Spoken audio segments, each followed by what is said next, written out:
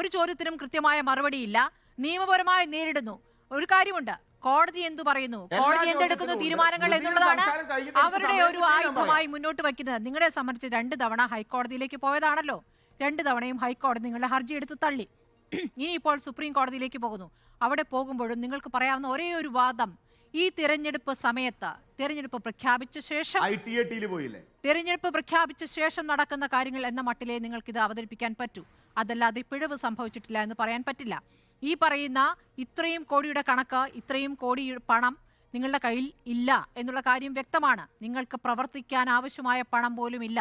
നിങ്ങൾക്ക് ട്രെയിൻ ടിക്കറ്റിനില്ല, പണമില്ല. ഈ തെരഞ്ഞെടുപ്പിനെ എങ്ങനെ നേരിടും ശ്രീ ജിൻഡോ ജോൺ? എങ്ങനെയാണ് സുപ്രീം കോടതിയിൽ എന്ത് വാദമുഖമാണ് മുന്നോട്ട് വയ്ക്കാൻ പറ്റുക?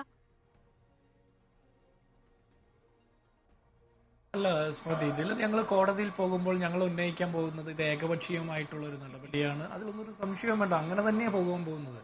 ഏകപക്ഷീയമാണ്. കാരണം BJP കോൺഗ്രസ് നേതാക്കന്മാർക്ക്, അതിൽ കോൺഗ്രസ് ഉൾപ്പെടെയുള്ള പ്രതിപക്ഷ രാഷ്ട്രീയ കക്ഷികൾക്കെതിരെ എടുക്കുന്ന ഈ നടപടി ഇത് ഏകപക്ഷീയമാണ് എന്ന് മാത്രമല്ല, ഇലക്ഷൻ പ്രഖ്യാപിച്ചതിന് ശേഷം പ്രതിപക്ഷ മുന്നണിയിലുള്ള ഇലക്ഷൻ പ്രവർത്തനങ്ങളെ അവതാളത്തിലാക്കാൻ വേണ്ടിയിട്ട് മുഴുവൻ ചില്ലിക്കാശും പറക്കിയെടുത്തുകൊണ്ട് കേന്ദ്ര അന്വേഷണ ഏജൻസികൾ പോകുന്നത്.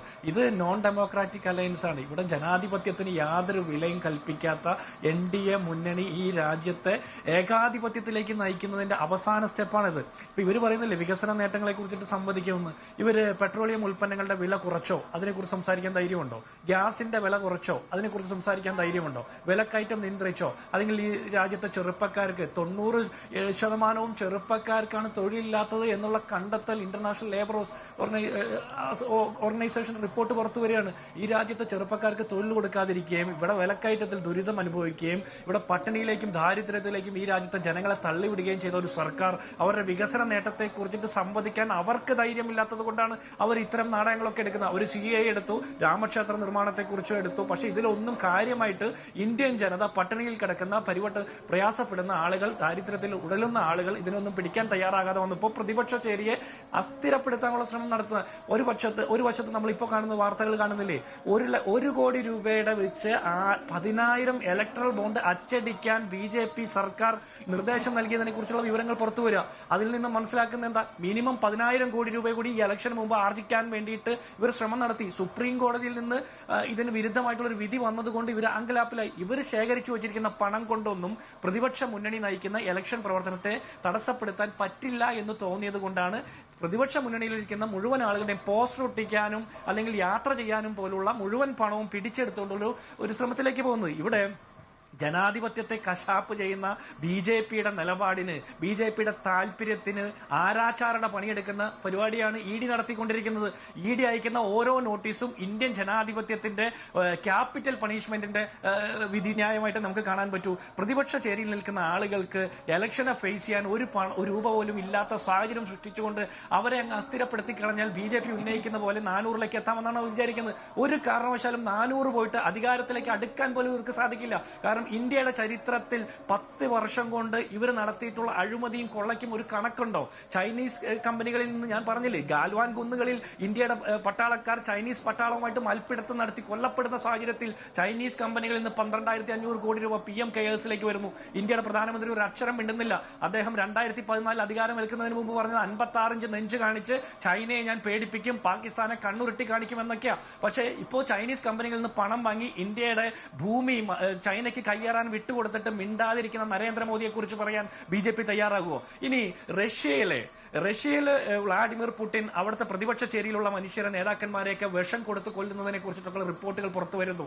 പക്ഷേ ഇന്ത്യയിലെ വ്ളാഡിമിർ പുടിനായിട്ടുള്ള നരേന്ദ്രമോദിക്ക് നേരിട്ട് അങ്ങനെ നടത്താൻ പറ്റാത്തതുകൊണ്ട് ഈ രാജ്യത്തെ ജനങ്ങൾക്കിടയിൽ വിഷലിപ്തമായിട്ടുള്ള വാക്കുകൾ പ്രയോഗിച്ചുകൊണ്ട്, വിഷം വമിപ്പിച്ചുകൊണ്ട് ഭിന്നിപ്പുണ്ടാക്കി അധികാരത്തിലേക്ക് വരാൻ ശ്രമിച്ചു. പക്ഷെ അതും പരാജയപ്പെടുന്ന ഘട്ടത്തിലാണ് പ്രതിപക്ഷ രാഷ്ട്രീയ പാർട്ടികളെ എല്ലാ രീതിയിലും അസ്ഥിരപ്പെടുത്താനുള്ള ശ്രമത്തിന്റെ ഭാഗമായിട്ട് ഈ പണമൊക്കെ പിടിച്ചെടുക്കുന്നത്. ഒരു കാര്യം കൂടി സൂചിപ്പിക്കാനുണ്ട്. സ്മൃതി തന്നെ അദ്ദേഹത്തോട് സൂചിപ്പിച്ചു, 95% കേസുകളും EDയുടെയും CBIയുടെയും അടക്കമുള്ള കേസുകളൊക്കെ എടുത്തത് പ്രതിപക്ഷ രാഷ്ട്രീയ ചേരിയിൽ നിൽക്കുന്ന ആളുകൾക്കെതിരെയാണ്. 121ൽ 115 കേസുകളും. ആ 115 കേസുകളിൽ തന്നെ 71 നേതാക്കന്മാർ ഓൾറെഡി BJPയിലോ അല്ലെങ്കിൽ BJPയുടെ ഘടകകക്ഷികളിലോ ചെന്ന് ചേക്കേറി. ഈ 71 നേതാക്കന്മാരെ വെളുപ്പിച്ചെടുത്ത പ്രസ്ഥാനത്തിന്റെ പേരെന്താ? BJP എന്ന് തന്നെയാണ്. അതിനു വേണ്ടിയിട്ട് ഉപയോഗിച്ച വാഷിംഗ് മെഷീന്റെ പേരെന്താ? ഇഡിയും ഇൻകം ടാക്സ് ഡിപ്പാർട്ട്മെന്റും അടക്കമുള്ള നാഷണൽ ഇൻവെസ്റ്റിഗേഷൻ ഏജൻസികളാണ്. അപ്പോ ഈ ജനാധിപത്യത്തെ കശാപ്പ് ചെയ്തുകൊണ്ട് എല്ലാ രീതിയിലും അവരിലേക്ക് ആളുകളെ അടുപ്പിച്ചുകൊണ്ട് അവർ നടത്തുന്ന ഈ ശ്രമത്തെയൊക്കെ പ്രതിപക്ഷ മുന്നണി, ഇന്ത്യ മുന്നണി അതിജീവിക്കുക തന്നെ ചെയ്യും. കാരണം ബിജെപിയുടെ പ്രതിനിധി ഈ ചർച്ചയിൽ തന്നെ എടുക്കുന്ന സ്റ്റാൻഡ് എന്താ? കൃത്യമായിട്ടുള്ള ഒരു ചോദ്യത്തിനും മറുപടിയില്ല.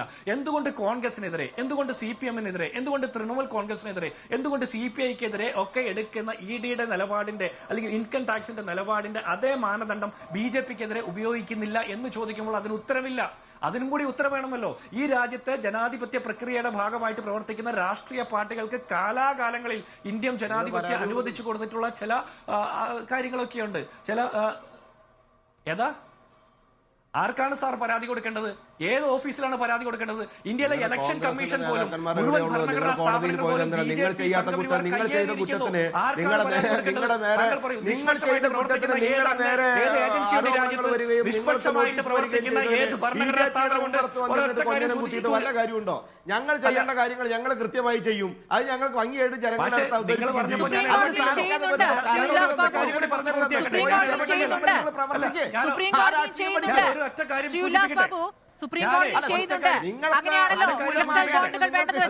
കാര്യം വരുമ്പോ സുപ്രീം കോടതി അല്ലെങ്കിൽ സുപ്രീം കോടതി BJP-യുടേത് നയമാണ് സാർ ഇത്.